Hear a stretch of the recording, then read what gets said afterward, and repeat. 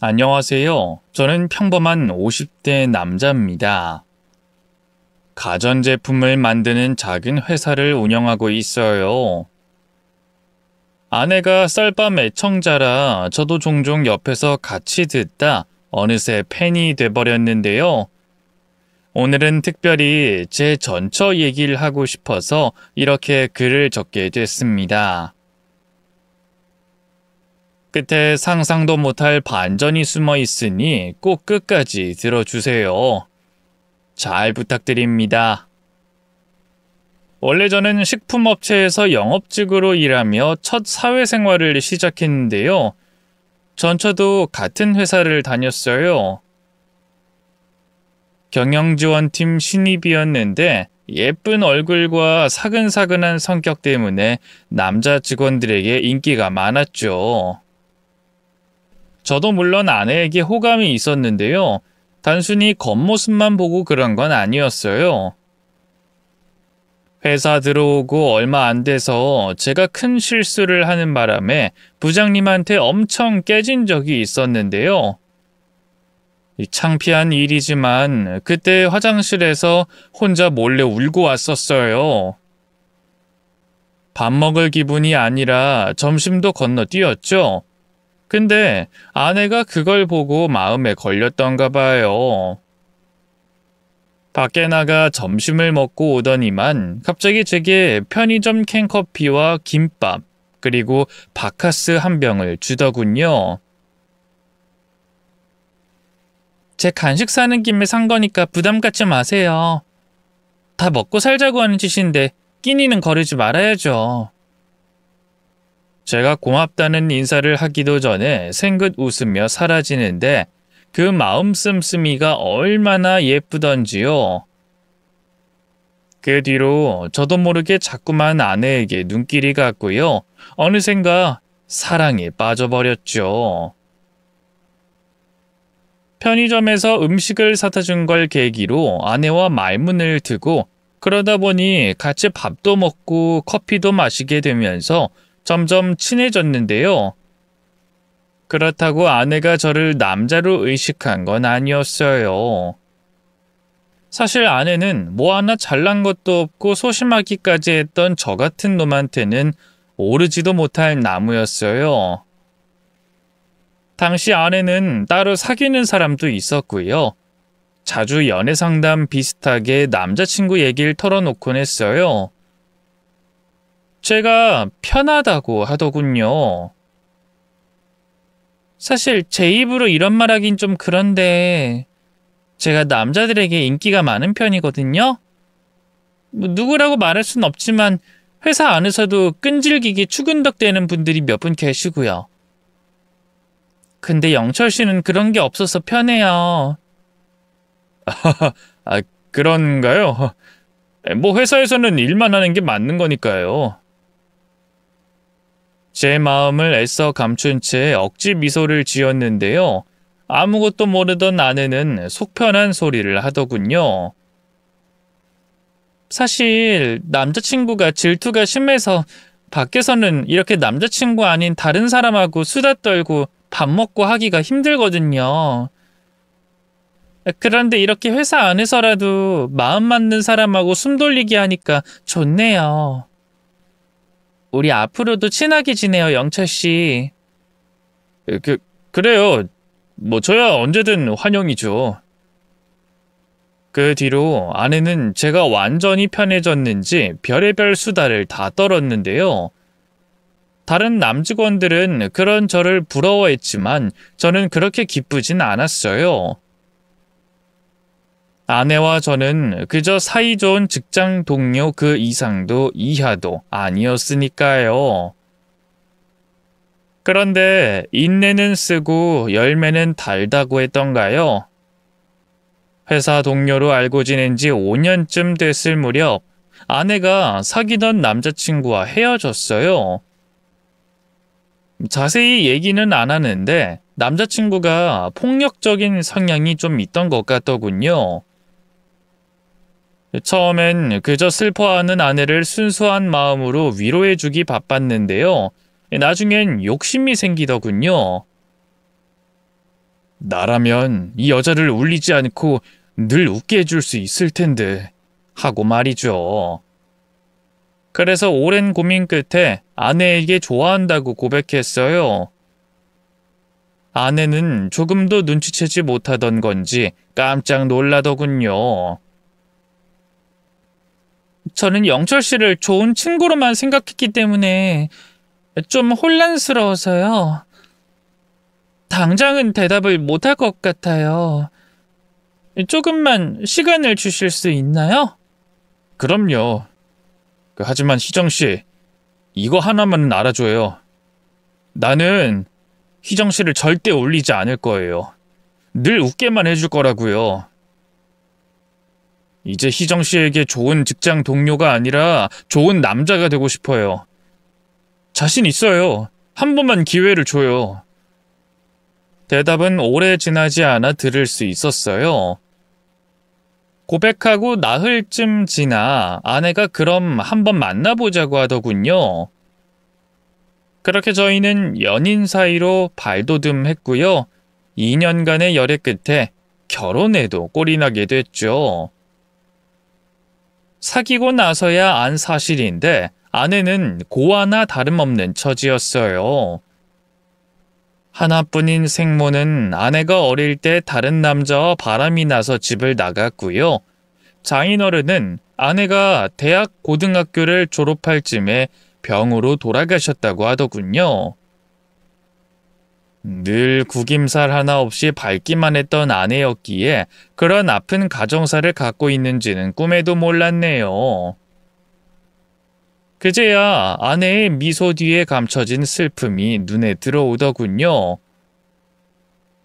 아내는 외로움도 잘 탔고요. 마음을 연 상대에게는 어리광도 심한 편이었죠. 결혼할 때 아내가 제게 그러더군요. 난 당신을 만나서 완전히 다른 사람이 됐어. 정말 고마워. 앞으로 평생 갚으면서 살게. 우리 오래오래 행복하게 살자? 그땐 그 말이 사랑에 빠진 사람들이 의뢰하는 그런 말인 줄 알았어요. 아내에게 끔찍한 과거가 숨겨져 있고 그 일로 저희가 이혼까지 하게 될 줄은 정녕 꿈에도 몰랐죠. 신혼생활은 행복했어요. 아내는 결혼한 뒤로 직장을 그만두고 전업주부가 됐는데요. 하루도 빠짐없이 삼시세끼를 다 차려줬고요. 집안은 늘 먼지 한 톨 없이 반짝거렸어요.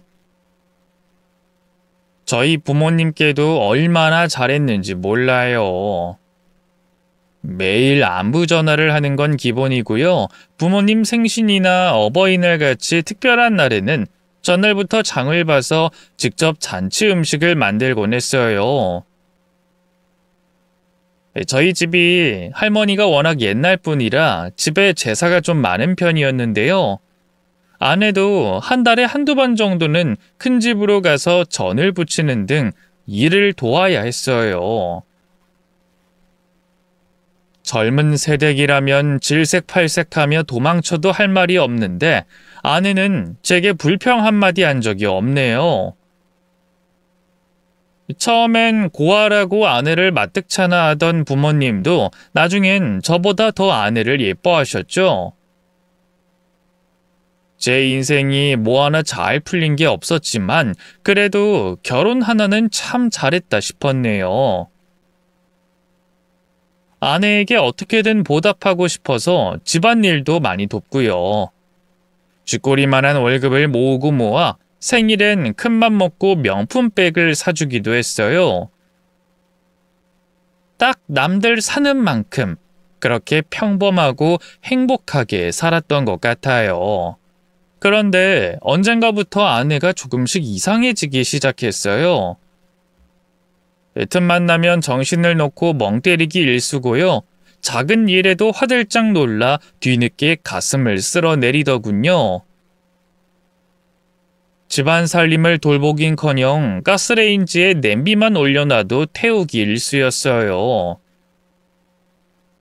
처음엔 아내가 임신을 한 건가 싶었어요.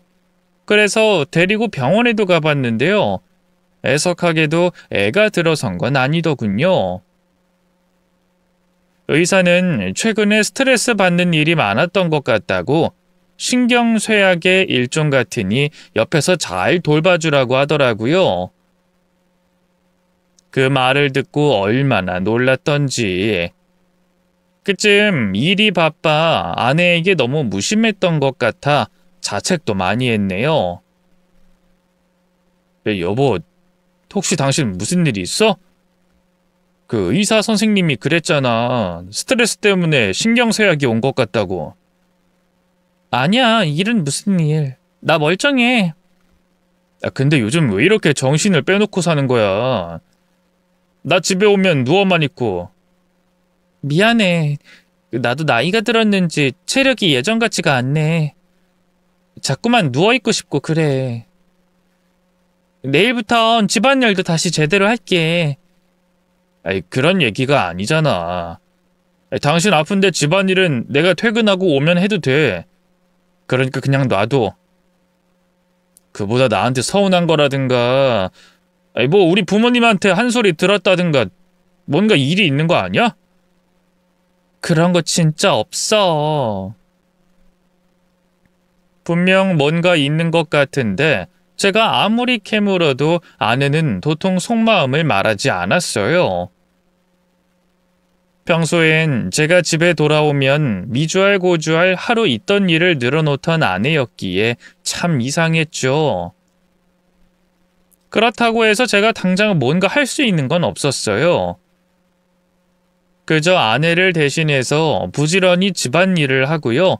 아내의 기분 전환이 될 만한 꽃이나 간식 같은 작은 선물을 하는 게 고작이었죠.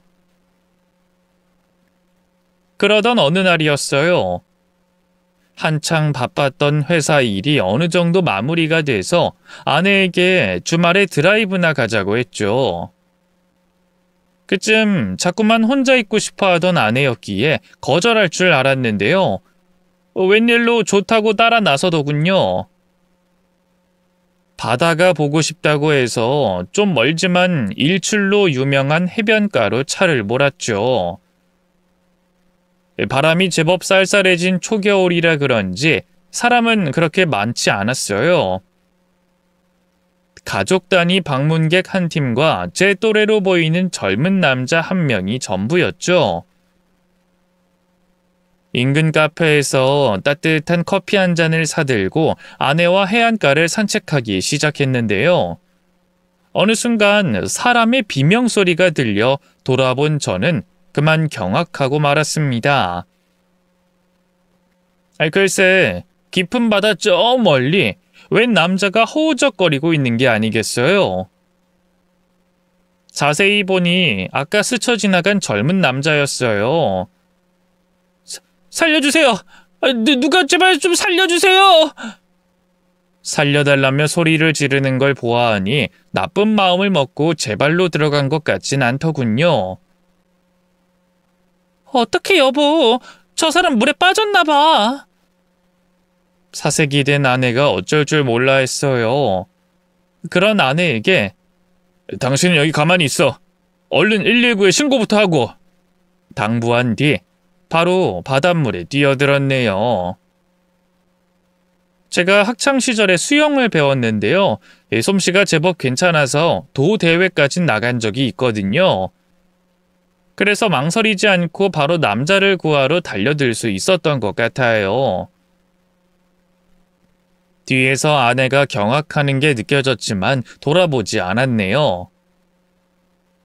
얼음장처럼 차가운 바닷물이 순식간에 온몸을 잠식했어요.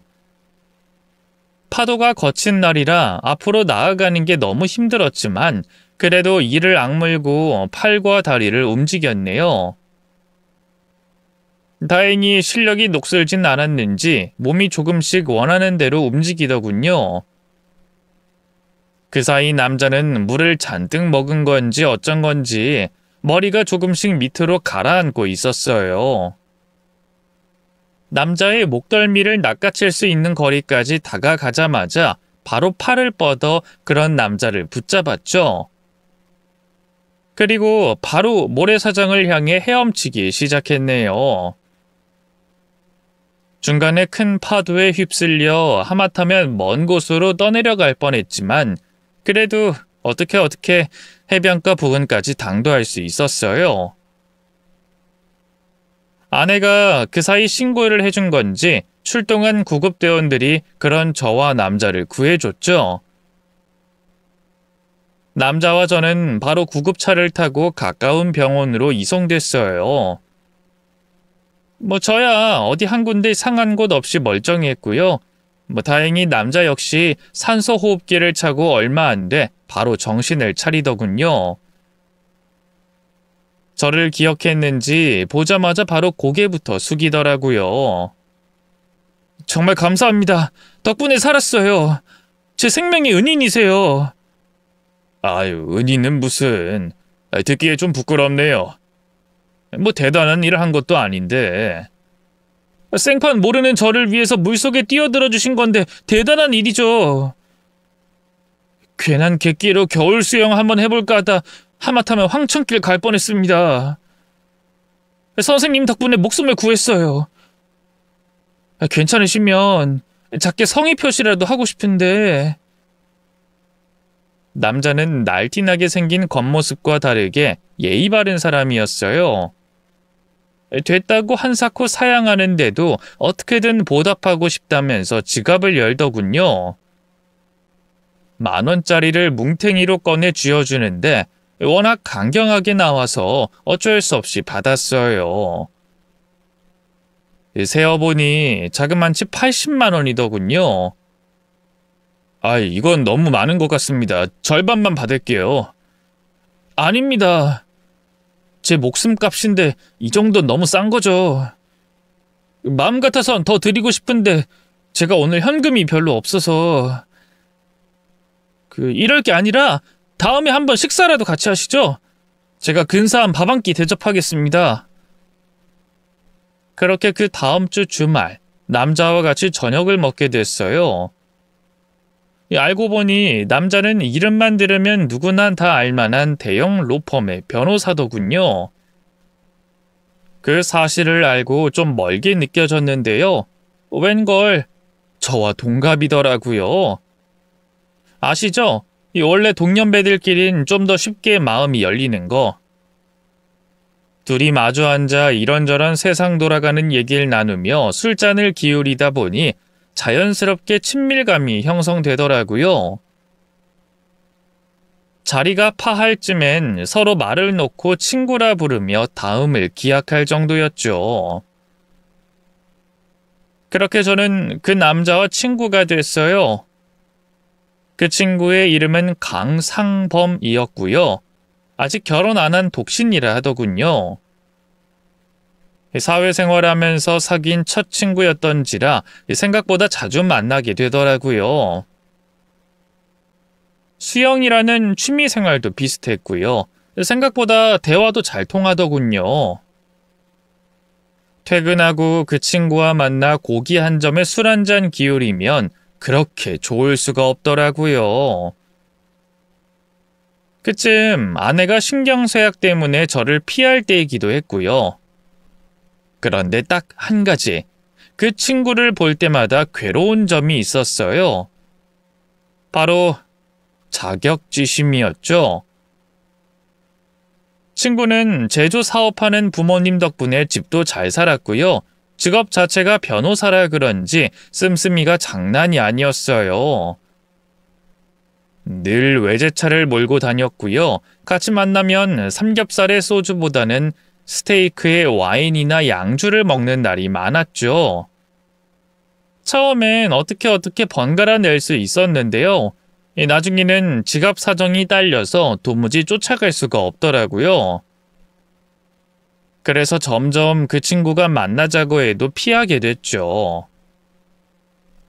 친구 입장에선 당황스러웠는지 하루는 제게 전화를 걸어서 묻더라고요. 자기가 뭐 실수한 거 있냐고요. 그래서 어떡할까 고민하다 그냥 솔직하게 털어놨네요. 아니야, 그냥 내 문제야. 이런 말하는 거 좀 창피한데. 돈이 없어서 그래, 돈이. 그게 무슨 말이야? 돈이 없어서 그런다니. 변호사인 너랑 달리 난 그냥 중소기업 회사원이잖냐. 부모님도 그냥 시골에서 농사 짓는 평범한 분들이고. 그래서 한 달에 부모님 용돈이다 뭐다 이것저것 제하고 나면 손에 남는 게 별로 없거든. 근데 너 만나면 아무래도 돈을 평소보다 더 쓰게 돼서 좀 부담스러워서 약속을 줄인 거야. 네가 뭘 잘못해서 그런 게 아니라. 그런 거였어? 진작에 말을 하지. 돈이야 있는 사람이 더 내면 되는 걸 가지고. 그럼 늘 내가 얻어먹어야 할 텐데 좀 그렇잖냐. 뭐 어때서 그래. 친구 사이에. 친구는 생각보다 더 괜찮은 사람이었어요. 자기가 다 낼 테니까 그냥 만나달라고만 하더군요. 이런 걸로 우정을 잃고 싶지 않다고요. 그래서 그 뒤로는 저도 부담 없이 친구를 만났어요. 저도 어느 정도 내려고 했지만 대부분의 밥값은 다 친구가 계산했죠. 그러던 어느 날이었어요. 금요일이었던지라 퇴근하고 바로 집에 갈까 하다가 친구를 만났는데요. 평소처럼 밥을 먹고 술 한잔 기울이는데 친구가 갑자기 그러더군요. 맞다. 영철이 너 주식 같은 거 하냐? 뭐? 갑자기 웬 주식? 아니, 나도 얼마 전에 시작했는데 아는 형이 이쪽으로 일가견이 있어서 요즘 재미 좀 보고 있거든. 일주일 사이에 1,000만 원 벌었지 뭐냐. 1,000만 원이라고 하면 당시 제 월급의 7배 정도 되는 어마어마한 금액이었어요. 절로 입이 떡 벌어지더군요. 진짜? 주식으로 일주일에 1,000만 원을 벌었다고? 그게 가능해? 그래, 진짜 장난 아니라니까. 그 형이 뜰 것 같다고 집어주는 것만 사면 아주 쑥쑥 올라. 그동안 힘들게 일해서 돈 번 게 한심하게 느껴질 정도라고. 너도 같이 하자, 영철아. 그 형한테 정보 받을 때마다 너한테도 공유해 줄게. 글쎄, 난 주식 같은 거 아예 해본 적이 없어서. 통장 만들고 뭐하고 복잡한 거 아니야? 사고 팔려면 회사에서 있을 때도 계속 들여다봐야 하고. 그건 그렇지. 뭐 주식이란 게 순식간에 오르고 빠지고 그래서. 그 형이 연락을 주면 바로 사고 바로 빼고가 가능해야 하거든. 아님 나한테 돈을 맡기는 건 어때? 그럼 내가 대신 투자해서 불려줄게. 고민 끝에 결국 저는 모아둔 적금을 그 친구에게 맡겼어요. 원래 저라면 절대 그러지 않았을 텐데 그땐 제가 이미 그 친구를 많이 믿고 의지하고 있었거든요. 또 돈이라면 아쉽지 않게 있는 친구인데 굳이 제 돈을 탐낼 이유가 없다고 생각했죠. 실제로 그 친구는 다달이 제게 일정 금액의 돈을 수익금이라면서 보내줬어요. 생각보다 액수가 커 욕심이 생기더군요. 더 많은 돈을 넣으면 수익이 그만큼 더 커질 테니까요. 결국 저는 회사의 말에서 퇴직금을 중간 정산받고요. 집 전세금도 빼서 전부 그 친구에게 맡겼네요. 일생일대의 패착이었죠. 거의 전 재산이라고 할 수 있는 돈을 그 친구에게 맡긴 지 일주일쯤 됐을까요? 갑자기 그 친구와 연락이 안 되기 시작했어요. 처음엔 계속 받지 않더니 나중엔 아예 없는 번호라고 뜨더군요. 뭔가 느낌이 쎄해서 바로 그 친구가 일한다는 로펌으로 달려갔어요. 로비에 있는 직원을 붙잡고 친구를 불러달라고 했죠. 그런데 웬걸 너무나 충격적인 대답이 돌아왔습니다. 강상범 변호사요? 그런 변호사님은 없는데 뭔가 착각하신 거 아닌가요? 직원의 말을 듣는데 하늘이 무너지는 기분이었어요. 그 길로 바로 경찰서로 달려가 자초지종을 설명했죠. 경찰은 전형적인 사기꾼의 수법이라고 하더군요. 대신 주식으로 돈을 불려준다는 게 어디 말이 됩니까? 사기당하신 건데 아시죠? 이런 범죄는 꼬리 잡기도 힘든 거. 지금 그게 경찰이 할 말입니까? 어떻게든 잡아주셔야죠. 그럼 제 돈은 어떡합니까? 집 전세금까지 탈탈 털어줘서 지금 당장 집사람이랑 길거리에 남게 생겼는데. 저희도 노력은 해볼게요. 근데 너무 기대는 하지 마세요. 경찰의 말대로 그 사기꾼 놈을 잡는 건 쉽지 않았어요. 이름도 신분도 못 하나 제대로 알고 있는 게 없었으니까요. 어쩌면 영영 못 찾게 멀리 해외로 튀어버렸을 수도 있었죠. 그렇게 한 달, 두 달, 세 달, 범인을 잡지 못한 채로 반년이라는 시간이 흘렀어요. 그쯤 되니 저도 더는 아내에게 비밀로 할 수가 없더군요. 집도 이사를 가야 했고요. 그래서 모든 걸 솔직하게 털어놨는데요. 당연히 아내는 난리가 났어요. 바보도 아니고 어떻게 그런 멍청한 술수에 놀아날 수 있냐면서 화를 냈죠. 미안해 여보. 내가 뭐라고 할 말이 없다. 하나 있는 부인이 신경쇠약으로 시름시름 앓는데 남편은 돈에 눈이 멀어서 사기나 당하고 이게 말이 돼? 내가 어떻게 당신을 믿고 평생 같이 살 수가 있겠어? 다신 이런 일 없을 거야. 약속할게. 앞으로 안 그런다는 게 지금 뭐가 중요해? 이미 물은 엎질러졌고 당장 우린 어디 이사갈 돈도 없는데. 어머님 아버님도 못 도와주시잖아. 이번 농사도 흉작이었다면서 우는 소리 하시던데. 일단은 옥탑방이든 뭐든 작은 집에서 월세로 다시 시작하자. 내가 더 열심히 일할게. 주말엔 따로 다른 아르바이트도 하고. 그러니까 너무 걱정하지 마. 저는 아내에게 몇 번이고 고개 숙여 사과했어요. 그리고 다음날 바로 고깃집 불판 닦는 주말 아르바이트를 구했고요. 회사 일이 별로 없는 달에는 따로 운전 대리 일까지 하면서 틈틈이 돈을 벌었죠. 하지만 한번 금이 가기 시작한 부부 사이를 되돌리는 일은 힘들었어요. 아내의 냉대는 날이 갈수록 심해졌고요. 급기야 나중엔 이혼 얘기까지 꺼내더군요. 여보, 내가 잘못했다고 했잖아. 제발 헤어지자는 소리만은 하지 말아주라. 내가 당신을 얼마나 사랑하는지 알잖아. 나도 여전히 당신 사랑해. 근데 부부 사이가 사랑만으로 되는 건 아닌 것 같아. 믿음이 중요하지. 난 더는 당신을 믿을 수 없어. 당신도 알잖아. 나 신경쇠약까지 앓을 정도로 나약한 사람인 거. 의지가 되는 바위처럼 단단한 사람이 필요한데 그런 말도 안 되는 사기나 당하는 당신을 보면서 당신은 그런 사람이 아니라는 걸 알았어. 이대로 같이 살면 난 평생 또 당신이 사기를 당하지 않을까. 애먼 이상한 사람한테 또 속아서 사고를 치는 거 아닐까 속만 끓일 것 같아. 그럼 신경쇠약도 점점 더 심해질 거고 결국 미쳐버릴 거야. 생각만 해도 너무 무서워. 그러니까 우린 그냥 여기까지만 하는 게 맞는 것 같아.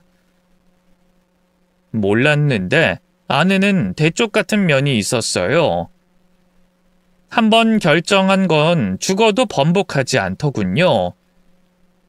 제가 아무리 울고불고 사정해도 아내의 마음은 다시 돌아서지 않았네요. 나중엔 이혼해주지 않으면 소송까지도 불사하겠다고 하더군요. 그쯤 되니 저도 더는 아내를 잡을 수가 없더라고요. 애초에 다 제가 잘못한 거였으니까요. 결국 그렇게 저희 부부는 협의 이혼을 하게 됐고요. 3년이라는 짧다면 짧고 길다면 길다고 할 수 있는 결혼 생활에 마침표를 찍게 됐습니다. 세상이 무너지는 기분이었어요.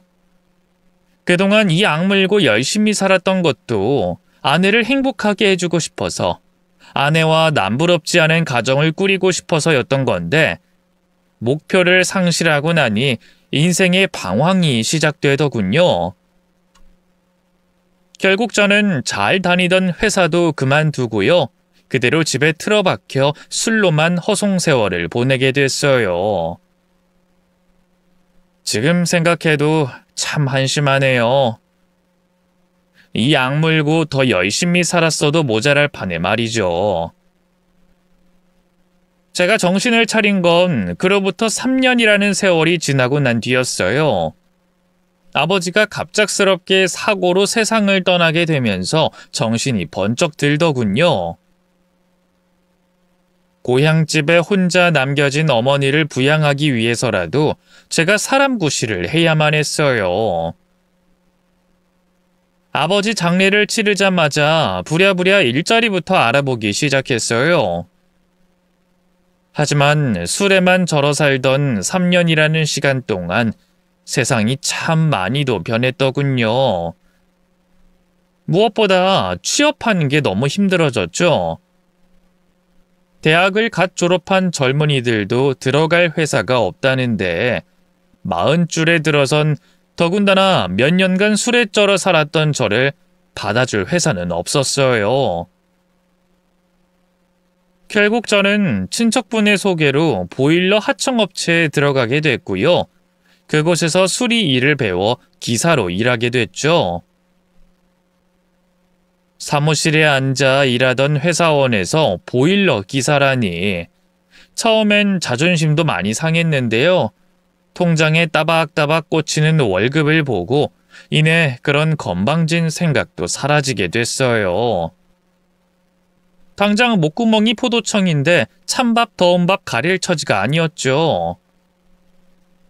어떤 일이든 할 수 있다는 걸 감사하게 여기는 게 당연했네요. 그땐 정말 꿈에도 몰랐어요. 제가 새로 얻게 된 직업이 제 인생을 구원하게 될 줄은 말이죠. 평소처럼 그날 배정받은 집들을 돌면서 보일러 점검 및 수리를 하던 어느 날이었어요. 감기 기운이 있는지 몸이 좀 좋지 않더라고요. 회사에 얘기할까 하다가 몇 집 안 남아서 꾹 참고 마저 일을 했는데요. 마지막 한 집에 들어설 쯤엔 머리가 뜨끈뜨끈하고 눈앞이 뿌옇더군요. 문을 열어준 젊은 총각이 괜찮냐고 걱정할 정도였죠. 네, 괜찮습니다. 혹시 감기 옮을 수도 있으니까 안에 들어가 계세요. 보일러 금방 고치고 말씀드리겠습니다. 괜찮습니다. 보일러가 안방 베란다 쪽에 있어서요. 일단 이쪽으로 오시죠. 서비스직 일을 하다 보면 아무래도 까다롭고 못된 손님들도 만나곤 했는데요. 다행히 이 손님은 마음 씀씀이가 좋더라고요. 다행이다 생각하면서 손님의 안내를 받아 안방으로 들어섰는데요. 벽에 걸린 커다란 사진을 본 순간 저는 제 두 눈을 의심하고 말았습니다. 벽에 걸린 건 웨딩 사진이었어요. 젊은 총각이라 당연히 미혼일 거라 생각했는데 결혼을 한 모양이더군요. 물론 제가 놀란 이유는 당연히 신랑 때문은 아니었어요. 검은 양복을 입고 선 손님 옆에 찰싹 달라붙어 있는 신부 때문이었죠. 흰 웨딩드레스가 눈이 부시게 잘 어울리는 그 여자는 다름 아닌 제 전처였어요. 잘못 본 줄 알고 몇 번이나 두 눈을 비벼봤는데요. 역시나 전처가 맞더군요. 혹시나 싶어 앞에 있던 손님에게 이름도 확인했네요. 저기 혹시 부인분 성함이... 저희 집사람이요? 박희정이라고 하는데... 그건 갑자기 왜 물어보시죠? 아, 그 사진을 보니까 제가 아는 사람하고 너무 닮아서요. 그 사람인가 했는데 아니었네요. 말씀 감사합니다. 역시나 손님의 입에선 너무나 익숙한 이름이 튀어나왔지만 저는 애써 아무렇지 않은 척 거짓말을 했어요. 그 손님에겐 제가 실은 당신 아내 전 남편입니다 할 수 없는 노릇이었으니까요. 한편으로는 속이 너무 쓰리더군요. 전처와는 이혼하고 소식이 뚝 끊겨 어찌 사는지 까맣게 몰랐었는데 설마 그 사이 재혼을 했을 줄이야. 전처를 잊기에 3년이라는 시간은 제게 너무 짧은 시간이었는데 전처에겐 아무래도 그렇지 않았던 모양이더라고요. 그 사실을 깨닫고 나니 가슴이 아파서 견딜 수가 없더군요. 그런 저를 보면서 뭔가 이상한 낌새를 느낀 걸까요? 갑자기 전처의 남편 표정이 당황으로 물들었어요. 뭔가를 골똘히 생각하는 눈치더니 갑자기 작은 방으로 들어가 뭔가를 가져오더군요. 역시 기사님 희정이 전 남편이죠? 전에 짐 정리하다가 희정이 옛날 사진들 봤거든요. 어쩐지 낯이 익다 했는데 세상에 어떻게 이런 우연이. 전처의 남편이 내민 건 놀랍게도 제 옛날 결혼 사진이었어요. 전처가 재혼하는 과정에서 흔적 정리를 제대로 안 한 모양이더군요. 전처 남편이 설마 저를 알아볼 줄은 몰랐기에 뭐라고 반응해야 할지 모르겠더라고요. 혹시 일부러 찾아온 줄 알까봐 겁도 났죠. 혹시나 오해하실까봐 말씀드리는데 일부러 이 집으로 찾아온 건 아닙니다. 저도 여기 걸린 결혼사진 보기 전까진 전처 집이라는 걸 까맣게 몰랐어요. 정말입니다. 불편하시다면 지금이라도 돌아가겠습니다. 그리고 가급적 빨리 새 기사를 보내드릴게요. 그러자 전처 남편의 표정이 갑자기 급변했어요. 그리고는 제 팔을 붙잡고 너무나 황당한 소리를 하더군요. 아니요, 그런 말씀 마세요. 제가 희정이 전 남편분을 얼마나 뵙고 싶었는데요. 부탁드립니다. 제발 저 좀 도와주세요. 갑자기 자기를 도와달라니. 질 나쁜 장난인가 싶어 표정을 살폈지만 전처 남편의 얼굴은 너무나도 진지했어요. 더없이 간절해 보였죠. 대체 저더러 뭘 도와달라는 겁니까? 실은 제가 얼마 전에 친하게 지내던 지인한테 사기를 당했거든요. 지금 전 재산을 다 날리게 생겼는데 아직 희정이는 아무것도 몰라요. 변호사를 찾아가고 싶어도 정말 남은 돈이 땡전 한 푼 없어서. 그 옛날에 희정이한테 스치듯 듣기론 전 남편분 집안이 법조계 쪽으로 아주 빵빵하시다고 들었어요. 본인도 변호사. 근데 왜 보일러 기사 일을 하고 계신 거예요? 변호사 일은 이제 안 하시는 건가요? 절실한 표정으로 자기 사정을 구구절절 설명하던 전처의 남편이 그제야 뭔가 이상하다는 걸 깨달았는지 멈칫했어요. 저는 저대로 당황스럽긴 마찬가지였죠. 희정이가 저더러 변호사라고 하던가요? 집안도 법조계 쪽이고? 네. 그래서 전 시댁이 하도 괴롭히고 시집살이를 시켜대서 이혼한 거라고 들었는데 아닌가요? 참 기가 막히고 코가 막히더군요. 도대체 새 남편한테 왜 저를 변호사라고 거짓말한 건지 이해가 안 가더라고요. 재혼하면서 나름대로 콧대를 세우고 싶었던 건지 뭔지. 전 남편이 중소기업 다녔다고 하기엔 자존심이 상했던 건가 싶어서 뒤늦게 또 기분이 상하더군요. 그렇다고 사실대로 말하기도 좀 그렇더라고요. 어쨌든 전처와는 이제 더는 상관없는 사이인데 괜한 불똥을 튀게 하고 싶지 않았어요. 혹시라도 이 일로 부부 사이가 틀어지기라도 하면 전처가 저한테 뭐라고 할 수도 있었고요. 그래서 뒤늦게 고개를 끄덕였네요. 아, 네, 어쨌든 전에 변호사 일을 했던 건 맞습니다. 지금 보일러 기사 일을 하는 건 사정이 좀 있어서. 어쨌든 역시 다른 보일러 기사를 불러드리는 게 나을 것 같네요. 오늘은 이만 가보겠습니다. 대충 그렇게 둘러대고 그 집을 나오려고 했는데요. 전처 남편이 황급히 그런 저를 붙잡았어요. 잠깐만요. 그럼 제발 저 좀 도와주시면 안 될까요? 아까 말씀드린 것처럼 제가 지인한테 아주 거하게 주식 사기를 당했어요. 희정이는 아무것도 모르고 어디 자문 구할 곳은 없고 제가 희정이 전 남편분한테 오죽하면 이러겠어요. 제발 이것도 인연이라 생각하고 한 번만 도와주십시오. 원래는 매몰차게 뿌리치고 갈 생각이었는데요.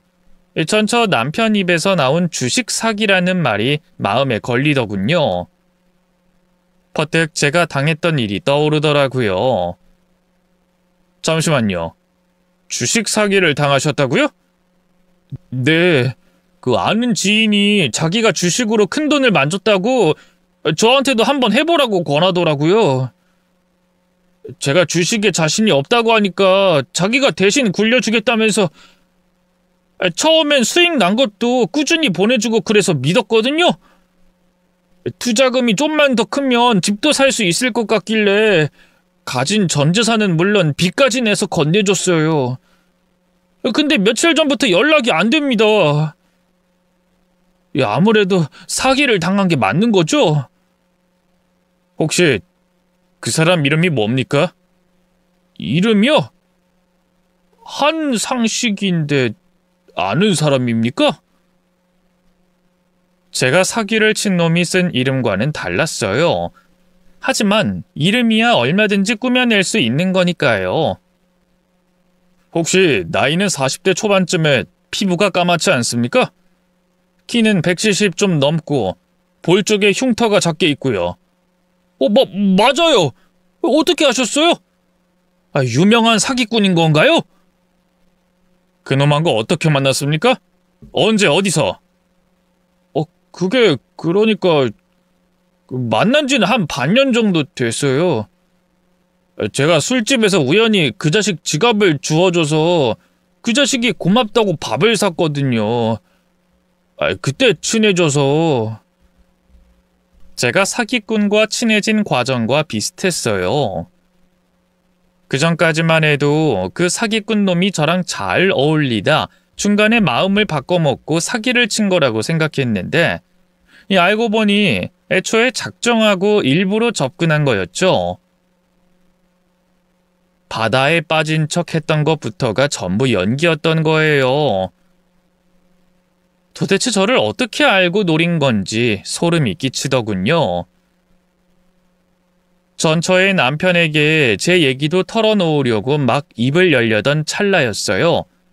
갑자기 현관문 열리는 소리가 들리더니 누군가 안으로 들어오더군요. 다름 아닌 제 전처였죠. 여보 나왔어. 보일러 수리기사는 다녀갔... 안방으로 들어온 전처 역시 이윽고 제 존재를 눈치챘어요. 두 눈이 화등잔만해지더니 입이 떡 벌어지더군요. 당신이 여긴 어떻게... 전처의 얼굴 위로 짙은 두려움의 그림자가 스치고 지나갔어요. 전 남편을 보고 놀라서 그런 거라고 넘기기엔 너무나도 선명한 공포였죠. 그 순간 제가 벼락 같은 깨달음이 찾아왔어요. 한 여자의 전 남편과 현 남편이 같은 남자에게 같은 수법으로 사기를 당할 확률이 얼마나 되겠어요? 맞아요. 전처는 그 사기꾼 놈과 공범이었던 거예요. 너 이 개 같은... 너 그 새끼랑 한패였구나. 맞지? 도대체 언제부터 나한테 의도적으로 접근했던 거야? 도대체 언제부터? 갑자기 찾아와서 무슨 헛소리라는 거야. 우리 집은 대체 어떻게 알고 온 거야? 이거 명백한 주거 침입의 스토킹이야. 알아? 당장 경찰에 신고하기 전에 나가라고! 전처는 악을 쓰면서 저를 끌어내려고 했어요. 마치 피해자처럼 말이죠. 범죄자 주제 참 뻔뻔하더군요. 뭐? 경찰을 불러? 그래, 어디 한번 자신 있으면 불러봐. 네가 그 사기꾼 새끼랑 한패가 아닌 게 맞다면 불러보라고! 대체 무슨 소리라는 거야? 내가 사기꾼이랑 한패라니? 아니라고? 그럼 왜 나랑 네 현 남편인 이 사람이 같은 새끼한테 같은 수법으로 사기를 당한 건데? 해명해봐! 도대체 뭔 소리라는 건지도 모르겠는데 무슨 해명을 하래? 그래, 그렇게 나온다 이거지? 이봐요. 저도 대기당한 남자한테 똑같은 수법으로 사기당하고 전 재산 다 잃었거든요? 같이 경찰서 가서 얘기해 봅시다. 저 따라 나서요. 저는 어안이 벙벙해져 있는 전처의 남편을 데리고 밖으로 나가려고 했어요. 그러자 전처가 야차 같은 얼굴로 저희 둘 사이를 가로막더군요. 그런 거 아니야! 개소리 그만 짓거리고 꺼져! 여보, 뭐해? 얼른 이 사람 내보내! 내가 말 안 했나? 전 남편 피해망상에 정신병이 좀 있었어. 그것 때문에 툭하면 폭력적인 성향을 보여서 이혼한 거라고. 그러니까 이 사람 말 믿지 말고 얼른 내보내자. 급기야 전처는 눈물까지 글썽이면서 자기 남편에게 호소하기 시작했어요. 그 황당무계한 말을 듣는데 속에서 천불이 끓어오르더군요. 이게 누굴 미친 사람 취급해? 끝까지 이렇게 나오시겠다? 좋아. 그럼 나 혼자라도 경찰서 가서 오늘 있었던 일 다 말할 거야. 그럼 이 사람이랑 너도 경찰서로 소환될 거고 삼자 되면, 아니, 그 사기꾼 새끼까지 사자 되면하면 모든 진실이 밝혀지겠지. 저는 전처와 그 남편을 버려두고 현관으로 성큼성큼 걸음을 옮겼어요. 그러자 전처가 기겁을 하면서 제 바짓가랑이를 붙잡더군요. 잠깐만! 그러지 마! 난 그 새끼랑 관계없어! 작정하고 사기친 건 그 새끼지 내가 아니라고! 오호라, 이제야 네 죄를 인정하는구나. 너 그 새끼랑 무슨 사이야? 애초에 의도적으로 나한테 접근했던 거야? 그러자 전처가 입술을 깨물며 어쩔 줄 몰라 했어요. 침묵이 길어지는 것 같아 다시 현관으로 나가려 하자 그제야 허둥지둥 감춰뒀던 진실을 토해내더군요. 당신 만나기 전에 사귀었던 사람! 내가 회사에서 자주 그 자식 문제로 면회 상담했었잖아. 기억나? 그 전 남자친구가 바로 당신이 만난 그 사람이야. 내가 당신하고 결혼하고 좀 지나서 연락이 왔었어. 그러면 안 됐는데 너무 사랑했던 사람이라서 당신 몰래 만났고 그 뒤로도 간간히 연락을 주고받았어. 문득 아내가 결혼하고 몇 년 안 돼 신경쇠약 증세를 보였던 게 기억났어요. 어디가 아픈 건 줄 알았는데 실은 바람이 난 거였다니 정말 배신감이 느껴지더군요. 당장 뒤집어 엎고 싶은 걸 꾹 참고 입을 열었어요. 그래서 유부녀인 주제에 그 새끼랑 바람이 나셨다? 그것도 모자라서 둘이 짜고 남편이었던 날 등쳐먹었고? 난 그럴 생각 없었어. 당신한테도 모든 걸 솔직하게 말하고 이혼해달라고 할 생각이었다고. 근데 그 사람이 사채를 쓰는 바람에 돈이 너무 급해져서 당신이랑 그 상태로 이혼하면 상간자 소송이다 뭐다 위자료만 챙겨줘야 한다고 사기를 치자고 하더라고.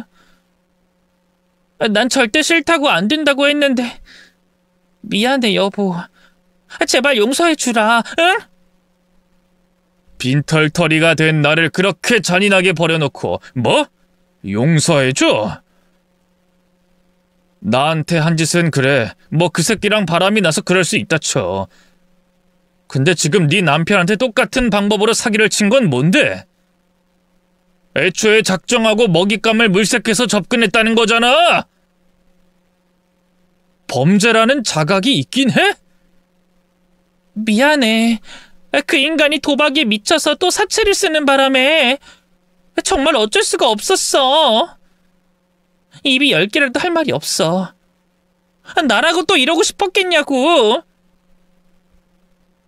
급기야 전처는 바닥에 주저앉아 아이처럼 엉엉 울기 시작했어요. 울고 싶은 사람이 누군데 자기가 우는 건지. 옛날엔 그 모습이 너무나 애처롭고 안타까웠지만 이제 전처의 실체를 알아서일까요? 끔찍하고 가증스럽기만 하더군요. 전처의 남편은 저 못지않게 충격받은 눈치였어요. 하얗게 질린 얼굴로 숨을 몰아쉬더니만 갑자기 전처에게 달려들어 멱살을 잡더군요. 지금 이게 다 사실이야? 정말로 나한테 의도적으로 접근해서 그 새끼랑 사기친 거냐고? 미안해 여보. 참나, 사기친 여보가 대체 나랑 저 사람 말고 몇 명이야? 이 더러운 년, 사기꾼 년. 내가 너 가만둘 것 같아? 죽여버릴 거야. 그 새끼랑 너 둘 다 죽여버릴 거라고! 급기야 전처의 남편은 전처를 향해 마구잡이로 주먹을 휘두르기 시작했어요. 이대로는 큰일 나겠다 싶어서 얼른 달려가 그런 전처의 남편을 막아섰네요. 전처를 위해서 그런 게 아니었어요. 아무 죄 없는 전처의 남편이 혹시라도 피해를 볼까봐 그런 거였죠. 일단 진정하세요. 이런다고 해결될 문제가 아니지 않습니까? 당신은 뭐야? 왜 말리는 건데? 아직도 이깟년한테 마음이 남아있는 거야? 그럴 리가 있겠어요? 지금 여기서 폭력을 써봤자 달라질 게 있습니까? 일단은 경찰에 신고하고 변호사부터 고용해서 인연이랑 그 새끼 법의 철퇴를 맞게 해야죠. 지금부터 정신 똑바로 차리세요. 더 당할 순 없지 않습니까? 그나마 당신은 나보다 좀 더 나은 상태예요. 지금이라도 알았지 않습니까? 전 이미 전 재산 다 잃고 회사도 잘리고 인생이 망가졌다고요.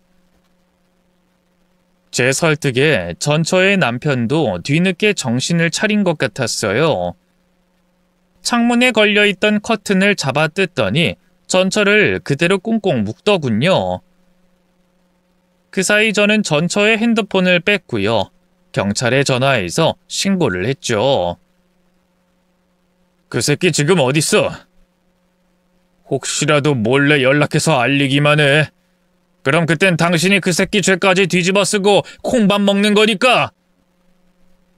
제 협박에 아내는 새파랗게 질린 얼굴로 덜덜 떨면서 고개를 끄덕였어요. 그리고 제발 자기만이라도 살려달라고 애원하더군요. 여보, 당신 나 그래도 사랑했잖아. 나도 당신 사랑했어. 어쩌다 보니 하룻밤 실수로 그 새끼랑 엮이는 바람에 당신한테 다 알리겠다고 협박해서 그 새끼 말을 따를 수밖에 없었어. 이혼도 그래서 한 거야. 정말이야. 그것만 아니었으면 나 당신이랑 지금까지 행복하게 살고 있을 텐데.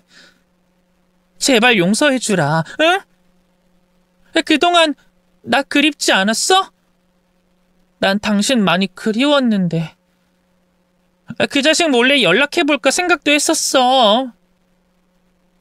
나 모르게 다른 새끼랑 붙어먹고 뒤통수까지 거하게 친 주제 개소리 하지 마. 뚫린 입이라고 짓거리면 다 말인 줄 알아? 여보, 제발 나한테 이렇게 잔인하게 굴지 마. 예전처럼 다정하게 내 말에 귀 좀 기울여줘. 더 하고 싶은 말 있으면 나중에 경찰서 가서 해. 난 듣고 싶지 않으니까. 저는 단호하게 전처로부터 등을 돌렸어요. 그러자 전처는 제가 안 되겠다 싶었는지 이번엔 현 남편에게 애원하더군요. 이 남자 저 남자한테 매달리면 오히려 역효과만 난다는 걸 모르는 건지 뭔지. 제가 한때 미치게 사랑했던 여자가 어떻게 이 지경까지 망가질 수 있는 건지 참 감정이 이래저래 복잡하더군요. 그 사이 신고를 받고 출동한 경찰이 아내를 연행해 갔고요.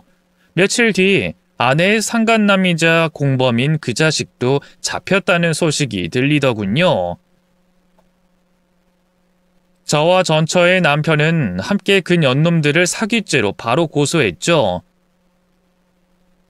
수사 결과는 너무나 충격적이었어요. 아내와 그 상간남은 같은 고아원 출신이었는데요. 저를 만나기 전에도 참 더럽게 놀았더군요. 이미 둘 다 몇 차례나 사기 및 폭력 전과가 있더라고요. 그러다 둘이 헤어지고 전처는 저를 만나기 시작하면서부터 그 세계에서 손을 씻은 것 같던데 개벌은 남 못 준다고 그놈과 바람이 나면서 둘이 짜고 제게 사기를 쳤던 거더라고요. 그러다 제가 더는 뜯어먹을 게 없자 팽해버리고요. 또다시 새 남자를 물어 똑같은 방법으로 사기를 쳤더군요. 현 남편한텐 저를 왜 변호사라고 거짓말한 건가 궁금했었는데요. 전 남편이 부자였다고 하면 남자가 더 자기한테 돈을 잘 쓸 거란 계산 때문에 그랬다고 하더군요. 참 쓰레기 같은 인간들이 할 법한 생각이지 않나요? 전처는 제발 한 번만 봐달라고 용서를 빌었지만 저도 현 남편도 그 여자를 용서하지 않았어요. 결국 전처와 상간남은 법의 철퇴를 맞고 현재 교도소에 수감 중이에요.